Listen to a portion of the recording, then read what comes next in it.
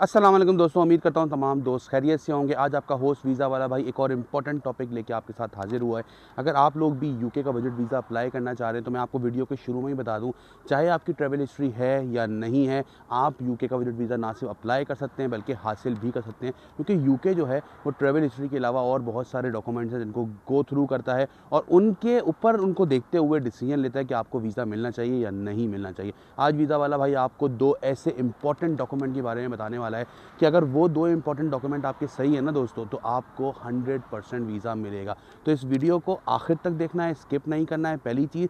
दूसरी चीज़, अगर आपने अभी से विजिट वीज़ा अप्लाई करने की जर्नी शुरू करनी है तो इस वीडियो को सेव कर लें, बार बार देखेंगे क्योंकि इसके अंदर वाले पॉइंट्स ही आपको फॉलो करने हैं और आपको वीज़ा मिल रहा होगा। तो बिना टाइम ज़ाया किए आज की वीडियो का आगाज़ करते हैं, लेकिन वीडियो को शुरू करने से पहले एम करेंगे 1000 लाइक्स का, क्योंकि आपके भाई को सपोर्ट चाहिए।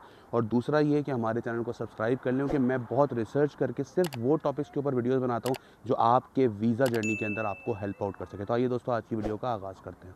दोस्तों, मैं बहुत सारी वीडियोस के अंदर आप लोगों को बता चुका हूँ कि यूके का विजिट वीज़ा अप्लाई करने के लिए आपको कौन कौन से डॉक्यूमेंट्स की ज़रूरत है। एक बिल्कुल क्विक आपको जो है ना वो मैं एक रिकैप दे देता हूँ कि आपको जो है वो सबसे पहले आपका पासपोर्ट चाहिए, आपको जो है वो अपने सारे पर्सनल डॉक्यूमेंट चाहिए जैसे एफआरसी, एमआरसी, उसके अलावा जो है वो आपके बिज़नेस के डॉक्यूमेंट, जॉब करते हैं तो जॉब के document, salary slips, employer letter, उसके अलावा आपकी बैंक स्टेटमेंट और एफआरसी और एफबीआर के डॉक्यूमेंट्स। ठीक है।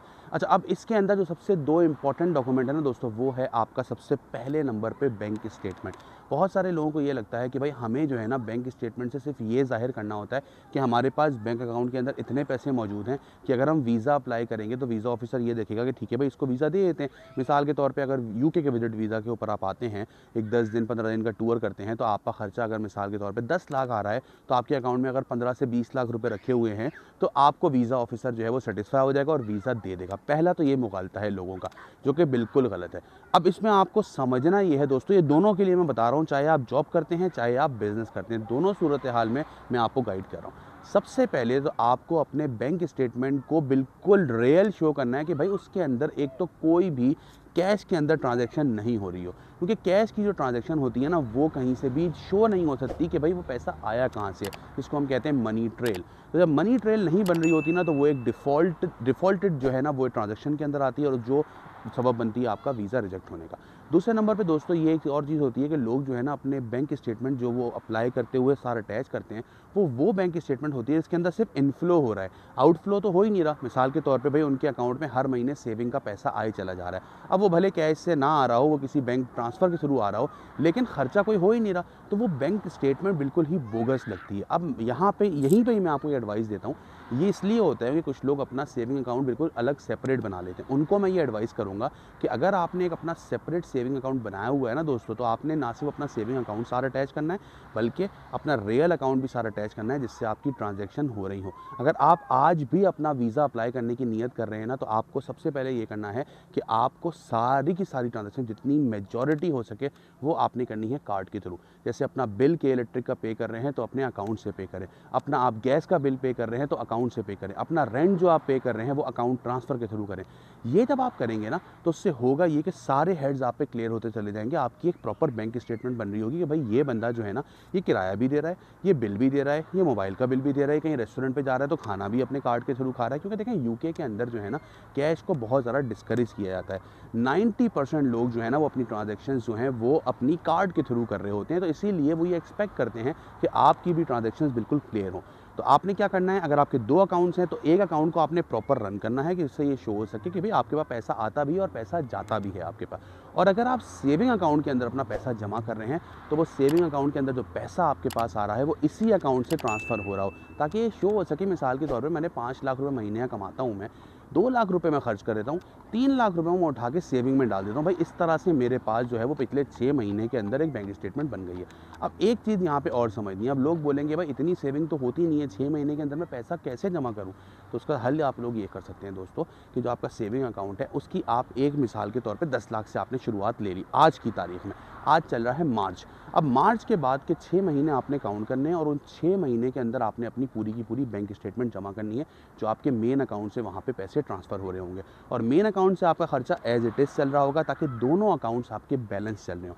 अब यहाँ पे एक और सवाल आया था उन लोगों का जो कि बिज़नेस कर रहे होते हैं।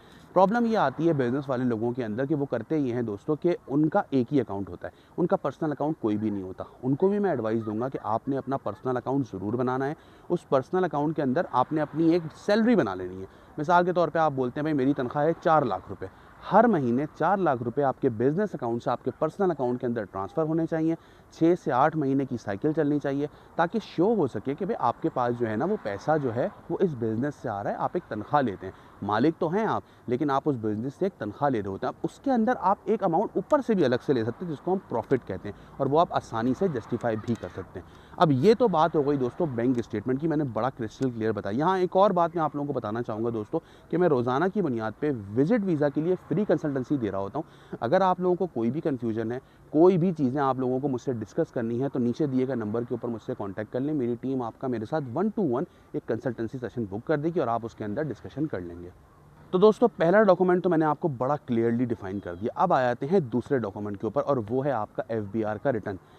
इस वक्त हालात ये हैं कि पाकिस्तान के अंदर बहुत सारे लोग ऐसे हैं जो कि कारोबार जो करते हैं उनका कैश का कारोबार है। मिसाल के तौर पे आप एक फर्नीचर की दुकान रन करते हैं, आप एक दूध की दुकान रन करते हैं, आप एक हार्डवेयर शॉप रन करते हैं। ज़ाहिर सी बात है आपके पास सारा पैसा कैश की सूरत के अंदर आता है, तो आपको अकाउंट की सच ख़ास ज़रूरत है नहीं। और अगर है भी तो आपने अपना पर्सनल अकाउंट खुलवाया हुआ है, आपने अपना बिज़नेस रजिस्टर किया ही नहीं है, या बिज़नेस रजिस्टर किया भी है तो उसका सही तरह से आप टैक्स पे नहीं करते। जो आपका अकाउंटेंट होता है वो जब साल का एंड आता है वो आपका अकाउंट्स के जब सबमिट करता है तो आपके बिज़नेस में लॉस शो कर देता है। जब वो आपके बिज़नेस में लॉस शो करता है तो होता क्या है कि आपको टैक्स नहीं देना पड़ता, आप बहुत खुश हो जाते हैं। आप बोलते हैं ये वाला जो अकाउंटेंट है ना मेरा, ये बड़ा अच्छा था भाई, इसने तो मेरा टैक्स बचवा दिया। जबकि होता क्या है कि वो आपकी प्रोफाइल ख़राब कर रहा होता है। जब आप ये शो कर रहे हैं कि आपके कारोबार में लॉस हुआ है दोस्तों, तो किस तरह से जब आप अपना वीज़ा अप्लाई करेंगे, वीज़ा ऑफिसर आपसे सेटिस्फाई होकर आपको वीज़ा देगा कि भाई जब आपके पास वैसे ही कारोबार में लॉस हो रहा है, आपके तो सर्वाइवल के लाले पड़े हुए हैं, तो आप फिर ट्रैवल कैसे करेंगे। तो दोस्तों आपका जो FBR रिटर्न्स है ना, वो हमेशा कोशिश करें कि आपके टैक्स रिटर्न जो हैं वो इनकम स्टेटमेंट से मैच हो रही है।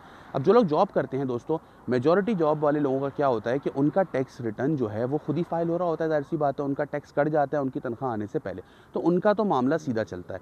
बात आ जाती है यहाँ पे बिज़नेस वाले लोगों की, तो मैं उनको हमेशा एडवाइस करता हूँ कि भाई हमेशा अपने पूरे टैक्स रिटर्न सबमिट करें, प्रॉपर टैक्स रिटर्न सबमिट करें जो आपके पास इनपुट आ रहा है आपके अकाउंट के अंदर, और उसी हिसाब से अपना टैक्स पे कर रहे हो। तो ये दोनों डॉक्यूमेंट आपके सीधे रहेंगे बिल्कुल। जब ये दोनों डॉक्यूमेंट आपके सीधे रहेंगे और आप अपना वीज़ा अप्लाई करेंगे, तो होगा क्या दोस्तों कि आपके पास कोई ऐसा रीज़न नहीं होगा, वीज़ा ऑफिसर के पास सॉरी, जो आपका वो वीज़ा जो है वो रिजेक्ट कर दे। अब यहाँ पे एक बात और बता दूँ, अगर आपके टैक्स रिटर्न्स बिल्कुल भी मैच नहीं हो रहे तो आप टैक्स रिटर्न्स ना साथ अटैच करें, बल्कि आप इनकम स्टेटमेंट के तौर पे जो है वो आप अपना वीज़ा सबमिट कर दें। लेकिन उसमें भी आप ये देख लें कि आपका कोई भी कैश का ट्रांजैक्शन बिल्कुल भी ना हो रहा हो दोस्तों।